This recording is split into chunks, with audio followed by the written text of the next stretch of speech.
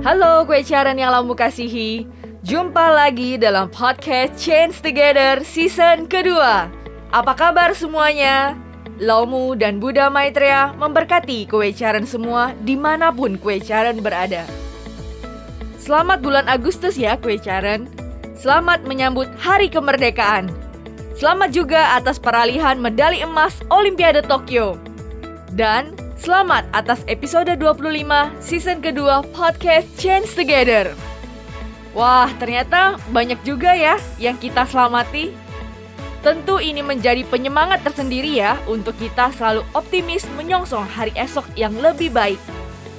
Nah, episode ini adalah episode istimewa menyambut Hari Kemerdekaan, sekaligus episode terakhir di season kedua. Jangan sedih ya kue caran, we'll be back soon, season ketiga podcast Change Together.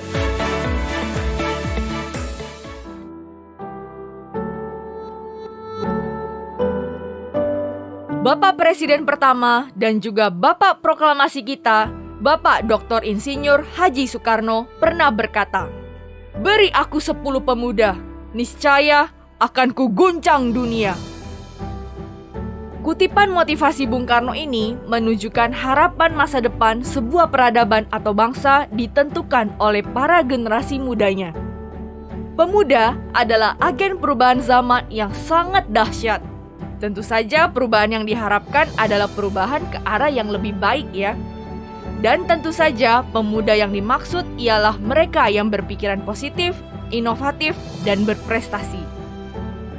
Faktanya, dalam perjuangan kemerdekaan Indonesia, peran pemuda berkontribusi sangat besar hingga sejarah mencatatkan 17 Agustus 1945 sebagai Hari Kemerdekaan kita. Kemerdekaan Indonesia ini kemudian memberi semangat, harapan, angin segar bagi perjuangan kemerdekaan negara lain khususnya di Asia Tenggara. Cikal bakal peristiwa-peristiwa akbar ini lahir dari pemuda-pemudi Indonesia. Jika kita tarik mundur sedikit perjuangan Indonesia, tentu kita tidak lupa hari bersejarah 28 Oktober 1928. Hari Sumpah Pemuda.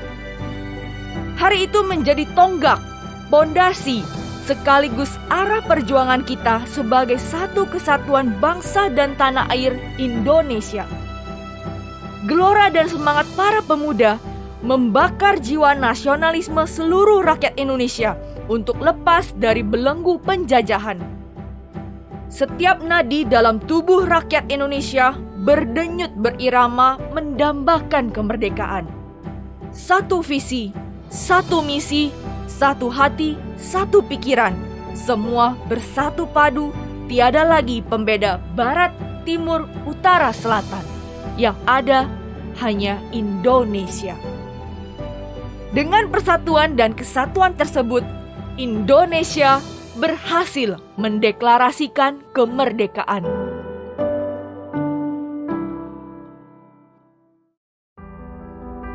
Sebelum kemerdekaan, para pemuda Indonesia dengan gagah berani memperjuangkan kebebasan bangsa dan negara ini.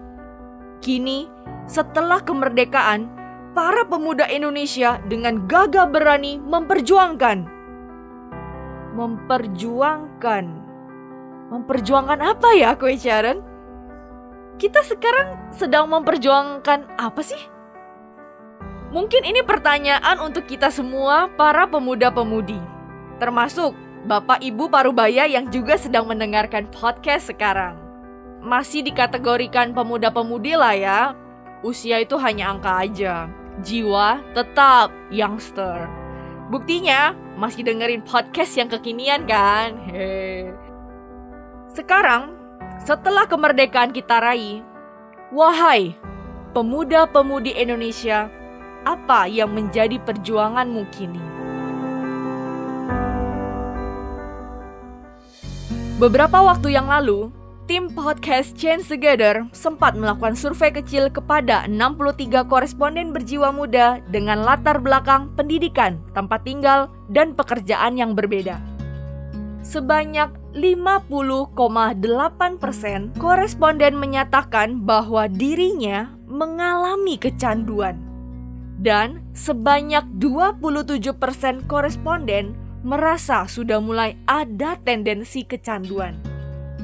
Sebagian besar dari koresponden tersebut kecanduan terhadap smartphone, media sosial, film, game, hingga membuat mereka menunda atau melalaikan tugas pekerjaan mereka. Waduh, bahaya nih.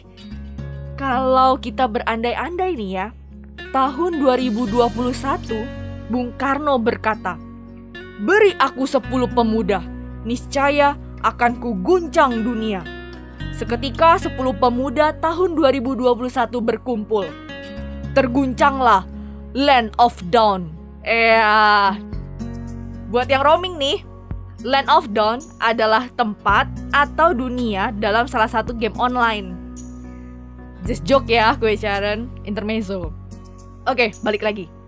Nah, meskipun hampir 100% dari koresponden menyadari kecanduan tersebut dapat membawa dampak negatif, namun tidak mudah melepaskan sebuah kecanduan ya.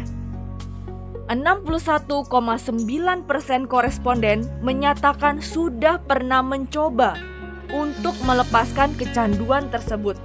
Namun, beberapa waktu kemudian kembali mengulangi kecanduan. Dan sebanyak 14,3% koresponden memiliki pemikiran untuk berubah lepas dari candu tersebut. Tapi sayangnya, hanya sampai di keinginan saja. Belum ada realisasi nyata. Lalu bagaimana nih dengan kue Sharon yang lain yang sedang mendengarkan? Kita pikir-pikir dan lihat-lihat ke dalam diri kita. Apakah kita sudah terjangkit akut alias kecanduan hingga melupakan lingkungan sekitar kita? Atau kita ada tendensi terjangkit candu-candu smartphone, sosial media, gaming, drakor, dan lain sebagainya. Atau mungkin kita ada kebiasaan atau perangai yang kurang baik yang kita biarkan terus berkembang di dalam diri kita hingga berurat akar, menjerat, dan mengikat diri kita. Tentu kita semua menyadari semua bentuk keterikatan, kemelekatan, kecanduan menuntun diri kita menjauhi makna hidup yang sesungguhnya. Kita sadar, kita harus bebas dari semua belenggu ini. Tapi, kita seolah dibuatnya tidak berdaya. Seperti contoh korespondensi tadi. Banyak sebab yang diungkapkan oleh koresponden mengapa mereka gagal mengalahkan kecanduan. Lebih dari setengah koresponden mengatakan karena kurangnya motivasi, komitmen, disiplin, pengendalian diri, tekad, dan kesepenuhan hati untuk bebas dari candu itu sendiri. Jawaban yang lain, mengapa gagal mengalahkan kecanduan? Karena situasi dan kondisi yang membiasakan diri berhubungan dengan smartphone. Karena pandemi ini, karena diminta di rumah saja, jadi banyak nganggur, tidak produktif, karena teman yang ngajak. Wah, yang ini gak setia kawan nih ya. Nyalahin temannya sendiri nih. Lepas dari jeratan tali kusut sebuah candu, memang tidak mudah ya kue Sharon. Apa daya, kita manusia biasa, bukan Superman atau Iron Man. Tidak mudah bukan berarti tidak bisa kan? Seperti kisah perjuangan Iron Man.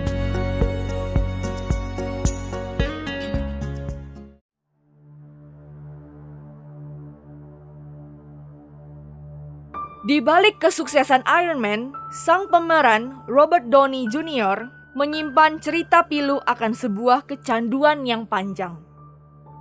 Pada usia 6 tahun, ayah Robert yang merupakan seorang pecandu narkoba dengan tujuan hanya iseng, mengizinkan Robert kecil mencoba mengkonsumsi narkoba. Sebuah kesalahan yang disesali sepanjang hidupnya. Robert kecil kemudian tumbuh besar dalam lingkungan narkoba. Pada saat itu, narkoba seolah-olah menjadi jalinan kasih antara Robert dengan ayahnya.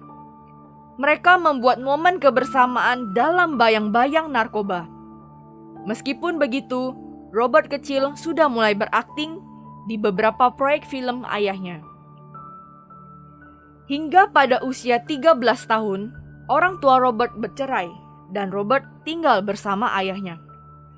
Robert dan ayahnya hidup berpindah-pindah karena tuntutan pekerjaan, dan mereka sering mengadakan pesta dengan alkohol dan narkoba.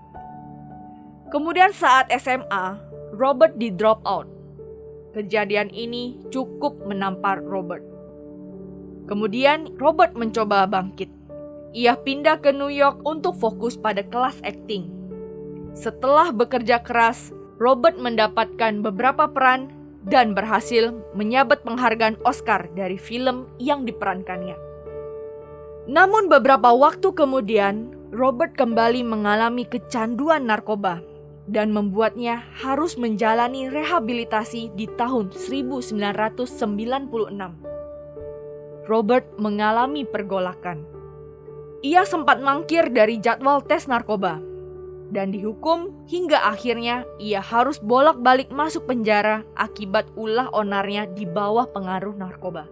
Selama di penjara, Robert seringkali mendapat kekerasan dari rekan penjaranya. Pada tahun 2000, Robert melakukan wawancara dari dalam penjara dan dia mengatakan bahwa segala kesulitan dan keterbatasan ini mungkin adalah cara Tuhan memberi kita kebebasan sejati untuk menggapai apa yang perlu kita capai dalam hati kita. Agustus tahun 2000, Robert bebas dari penjara dan langsung kembali berakting di serial Ally McBeal yang sukses. Namun, di akhir tahun 2000 dan awal 2001, Robert kembali ditangkap karena narkoba. Kemudian, istrinya menceraikan Robert dan meninggalkan satu anak di tahun 2001. Saat itu, Robert dalam keadaan terpuruk, bangkrut, dan tidak lagi memiliki teman-teman yang percaya dan mendukungnya. Tapi ada satu, dan itu cukup untuk Robert. Satu orang yang terus percaya dan mendukungnya, Mama Robert. Dalam masa-masa keterpurukannya, hubungan Robert dan ibunya membaik dan semakin kuat. Kemudian, Robert keluar penjara dan berusaha mendapatkan kembali kesempatan berperan. Sayangnya, banyak studio yang menolak Robert karena masalah kecanduannya. Hingga pada tahun 2008, berkat jaminan temannya, Robert berhasil memulai karir aktingnya kembali, hingga memerankan berbagai film termasuk Iron Man. Tahun 2014, Mama Robert meninggal dunia. Dan itu memberikan pukulan terbesar di dalam diri Robert. Itulah salah satu turning point di dalam perjuangan Robert melepaskan kecanduan. Dalam salah satu wawancara Robert, ia pernah menceritakan sosok ibu bagi dirinya. Dan ia berpesan kepada banyak orang, jika kamu masih memiliki seorang mama, meskipun mamamu tidak sempurna, please, panggil ia mama. Dan katakan apapun yang terjadi, kamu menyayanginya. Itulah perjuangan Robert yang penuh tragedi dalam upayanya lepas dari kecanduan hingga akhirnya ia bisa menjadi Iron Man. Ternyata, bukan menjadi Iron Man atau superhero dulu, baru kita bisa lepas dari kecanduan. Tapi, setelah kita berhasil bebas dari kecanduan, barulah kita menjadi super.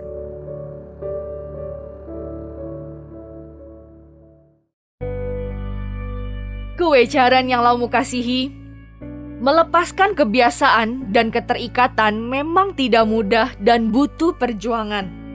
Dimulai dari dorongan tekad yang kuat dan kebulatan hati kita. Tapi di mana ya kita menemukan dorongan tekad dan kebulatan hati itu? Apakah kita harus menghancurkan hidup kita dulu berada di titik terendah dan sangat terpuruk, baru kita mendapatkan tekad baja untuk merubah kebiasaan buruk kita? Apakah kita harus kehilangan dulu? Kehilangan semua yang seharusnya kita syukuri tapi kita abaikan karena kecanduan kita sekarang? Apakah kita harus kehilangan kepercayaan orang di sekitar kita dulu? Kehilangan momen berharga kita? Kehilangan papa mama kita, keluarga kita? Baru kita mendapat kebulatan hati membebaskan diri dari keterikatan kita. Jangan kue caren. Jangan kita pertaruhkan semua mustika yang sekarang ini kita genggam dengan kesenangan sesaat yang menenggelamkan. Kita bisa memetik pelajaran dari kisah hidup Iron Man tadi. Jika waktu bisa diputar kembali, tentu Robert tidak akan memilih jalan yang sama. Kita patri kisah Robert tadi di dalam hati kita. Setiap kali candu-candu datang mencoba membelenggu pikiran kita, berusaha mengalahkan kewarasan kita, kita ingat kembali dan tanyakan di dalam diri kita. Apakah kita mau mengalami kehidupan yang pilu dan sedih seperti itu karena kebiasaan terjajah oleh sebuah candu? Jadi kue caren, jangan follow jalan serupa yang penuh dengan jerat belenggu ketergantungan. Paling aman, bebas, dan bahagia tentu follow jalannya Buddha Maitreya. Jalan ini yang akan mengisi hati dan hari-hari kita dengan kepenuhan, fullness, sehingga kita tidak akan bergantung pada smartphone, media sosial, atau candu apapun itu. Jalan ini yang membawa kita meninggalkan kebiasaan dan perangai buruk kita. Jalan ini yang akan mempersatukan hati kita dengan hati Laumu. Jalan inilah yang harus kita perjuangkan sekarang. Kemerdekaan negara memang telah kita nikmati, tapi perjuangan tidak sampai di sini. Mari kita lepaskan semua sampah, keterikatan, dan candu di dalam diri. Kita kembali ke dalam hati nurani, hingga kita terbebas dan memerdekakan diri kita yang sejati. Tapi bagaimana cara kembali ke dalam hati nurani? Jangan khawatir kue caren. Temukan semuanya dalam podcast Change Together season ketiga. Kue caren, let's change together for a world full of hope. Laumu Tsepe, Milovot Tsepe memberkati kue caren dan keluarga dengan kesehatan, kesuksesan, dan kebahagiaan. Laumu dan Buddha Maitreya memberkati kue caren semua. Sampai jumpa di podcast Change Together season ketiga. See ya!